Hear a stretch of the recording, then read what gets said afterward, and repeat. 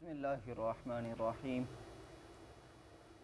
یا بنی اسرائیل اذکروا نعمتی التی انعمت علیکم وانی فضلتکم علی العالمین۔ صدق اللہ العظیم۔ میں نے سورۃ البقرہ کی 47ویں آیت کی تلاوت کی ہے، اور گزشتہ رکوع کے اندر بھی اللہ رب العزت نے بنی اسرائیل قوم سے خطاب فرمایا قرآن مجید کے اندر، اور ابھی یہ خطاب مزید جاری ہے۔ پچھلی آیات کے اندر اللہ رب العزت نے جو ہے وہ بنی اسرائیل کو یہ حکم دیا تھا کہ قرآن مجید کا اقرار کریں اور اس کے پہلے انکار کرنے والے نہ بن جائیں، اور نماز قائم کریں، رکوع کرنے والوں کے ساتھ رکوع کریں، زکوٰۃ بھی ادا کریں۔ پھر اللہ نے یہ بھی فرمایا تھا کہ بنی اسرائیل کے علماء کو کہ کیا تم لوگوں کو بھلائی کا حکم دیتے ہو کہ بھلائی کی طرف آ جاؤ، اور خود اپنے آپ کو بھول جاتے ہو حالانکہ تم کتاب کی تلاوت بھی کرتے ہو۔ پھر اللہ نے فرمایا کہ مدد طلب کرو نماز سے اور صبر سے۔ آخری آیات کے اندر اللہ رب العزت نے فرمایا کہ وہ لوگ جو ڈرنے والے ہیں وہ لوگ ہیں جو اپنے رب سے ملاقات کا یقین رکھتے ہیں اور وہ اسی کی طرف لوٹنے کی بھی امید رکھتے ہیں۔ تو اس آیت کے اندر اللہ رب العزت نے بنی اسرائیل کا پھر خطاب فرمایا ہے۔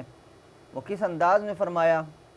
اللہ فرماتا ہے کہ یا بنی اسرائیل، اے اسرائیل کے بیٹو، یعنی یعقوب علیہ السلام کی اولاد، اذکروا، یاد کرو، نعمتی التی، اپنی اس نعمت کو، انعمت علیکم، جو تم پر انعام کی گئی، وانی فضلتکم علی العالمین، کہ بے شک میں نے تمہیں فضیلت دی تمام جہان والوں پر۔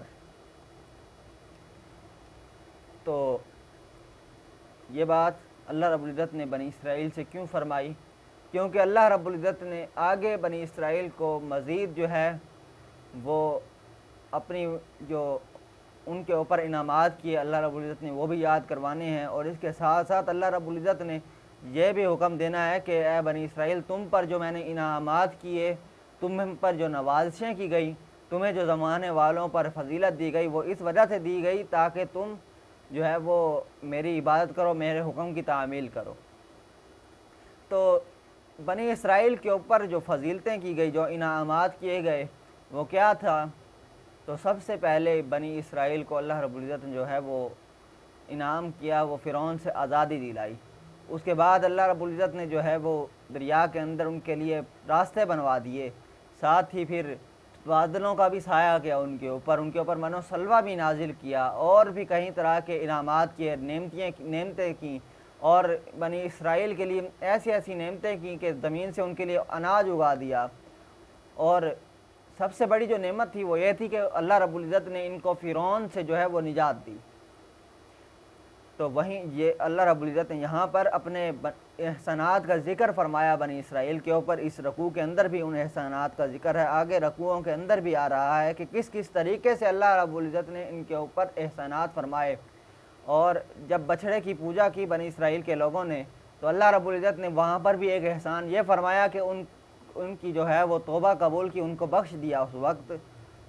تو اللہ فرماتا ہے کہ اے بنی اسرائیل کے لوگوں، یاد کرو اس نعمت کو جو میں نے تم پر انعام کی، وانی فضلتکم علی العالمین، اور بے شک میں نے تمہیں جہان والوں پر فضیلت دی۔ تو وہ فضیلت کیا تھی؟